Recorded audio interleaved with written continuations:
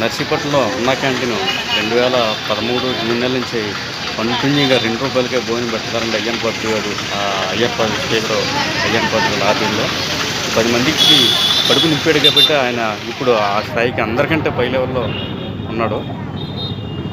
ఒక ₹2 తీసుకొని అందులోని నేను కూడా భోంచేసిండేది ఇంతకుముందు అన్నా క్యాంటీన్ అది. ఇప్పుడు ఆయన ₹2కే నేను కూడా తిన్నానండి అందులోని.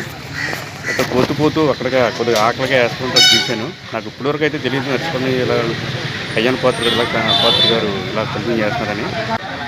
నేను ₹2 చిల్లర తీసుకొని వెళ్తే నాకు ఆశ్చర్యం అనిపించింది. నాకు ఇప్పటివరకు అయితే తెలియదు. అదిగోనండి నేను అక్కడ కూర్చొని అలాగా కెమెరాతో షూటింగ్ చేసుకుంటూ తింటున్నాను బైక్ మీదగా ప్లేట్ పెట్టుకొని. ఇది చాలా గ్రేట్ అండి ఇది.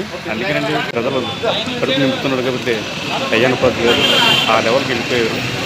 ఇలాగ ప్రతి మనిషి కూడా ప్రతి నాయకుడు కూడా ఇలాగ కొంతమందికి కడుపు నిండా అన్నం పెట్టి అన్నదానం చేసుకుంటే ఎంతో మంచిదండి. చూడండి పేదలు అందరూ పేదలు వచ్చి ₹2 ఖాళీ క్యాబేజీ కూర, పప్పు, సాంబారు, ఒక స్వీట్ వేసినారండి. కడుపు నిండా తింటున్నారు అందరూ.